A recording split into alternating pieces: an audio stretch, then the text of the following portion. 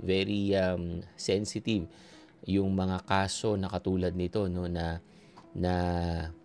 merong involved ang mga bata, no. Dito nga guys, hindi mo pwedeng paluin yung anak mo or saktan yung mga anak mo kahit na ba sabihin nating dinidisiplina nyo sila, no. What more pa itong child pornography, no. So tignan natin kung ano ba yung magiging penalty or ano yung mga kakaharapin niya, no, once na nahuli siya, no.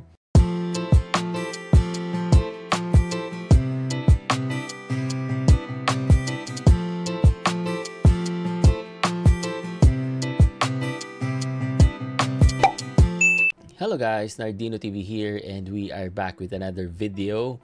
So another post ko to for today kasi medyo hot topic at saka bagong balita guys. So I just want to share this with you guys, no.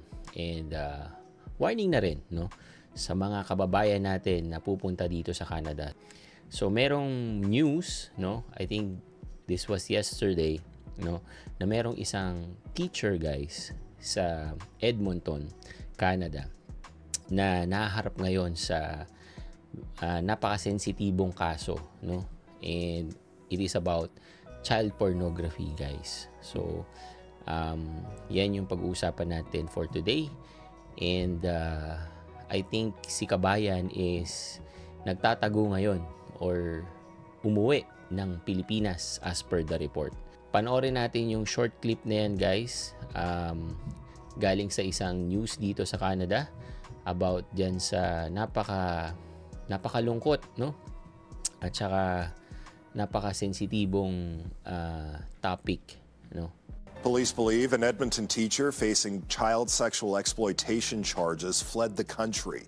Alberta law enforcement response teams have charged Jimmy Buena with making, accessing, possessing, and transmitting child pornography.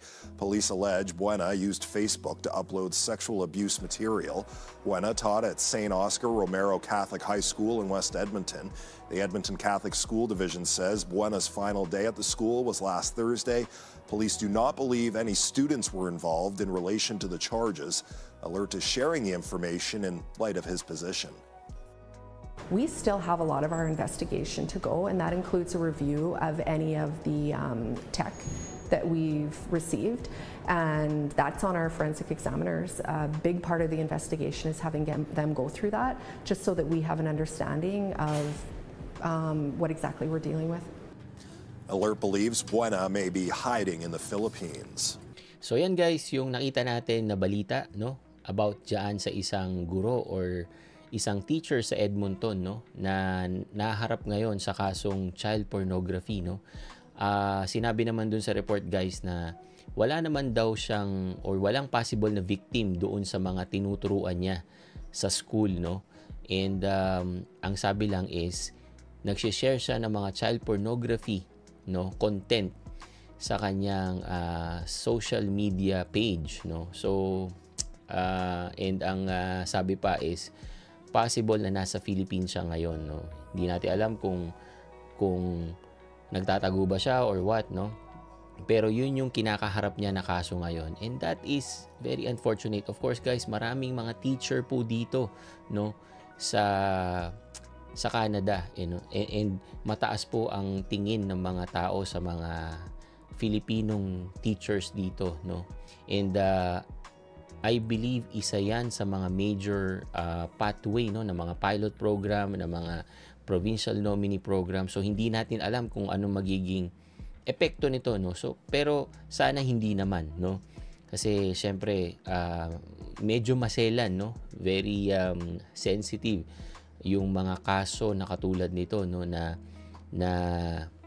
merong involved ang mga bata, no.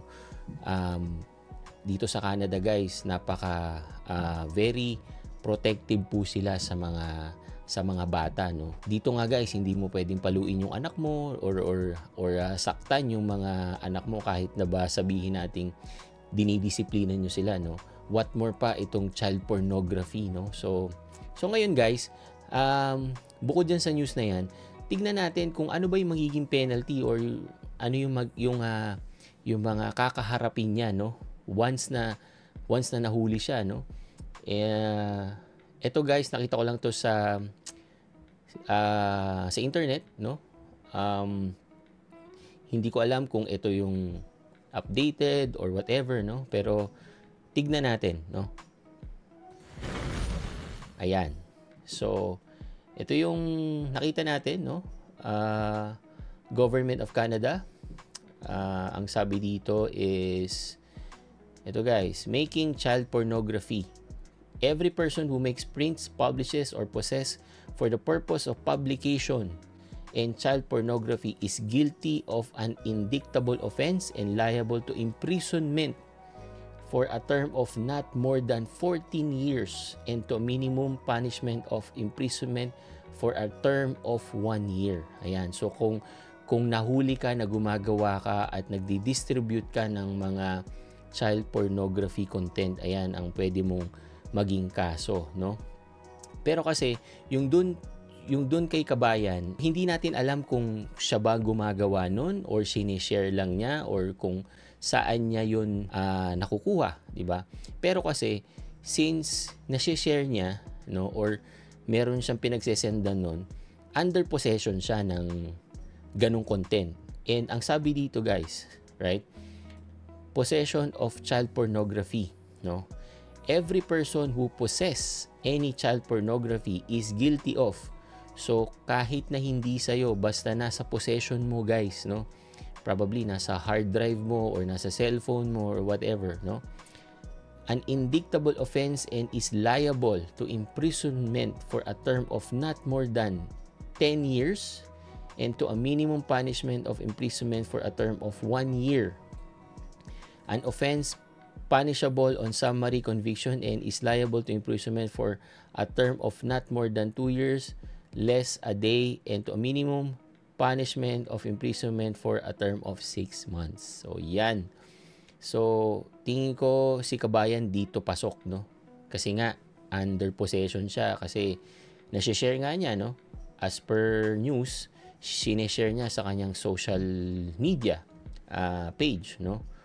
Ayan. So, yan yung possible na magiging kaso ni kabayan. It's either kung siya ang gumagawa, 14 years. Kung under possession lang siya at hindi naman siya yung gumawa, possible 10 years. Again guys, disclaimer, hindi po ako lawyer, no? I am just interpreting kung ano yung nakikita natin dito sa website, no? But, since pag napatunayan guys, no? Whether siya ang gumawa or under possession, meron siyang penalty, no? And meron pong imprisonment na kasama. So, yan guys, no? Nakakalungkot yan kasi syempre madadrag ang pangalan ng mga Filipino dito sa Canada at nasa isang magandang institution pa or trabaho, no guys? Hindi basta-basta na trabaho ang isang guro, no? At nagtuturo sa mga bata. Kaya medyo maselan at napaka mabigat na kaso ang kakaharapin niya. Depende pa sa mga ibang mapapatunayan, no? Kasi sabi nga 'di ba nung yung sa news, they need to review, no? Yung mga technicalities at yung mga content na nasa possession ng suspect, no? So, yan guys, no. Sana, no, dun sa mga magpupunta dito, no. Mag-ingat kayo guys, no, kasi as per dun sa law, 'di ba?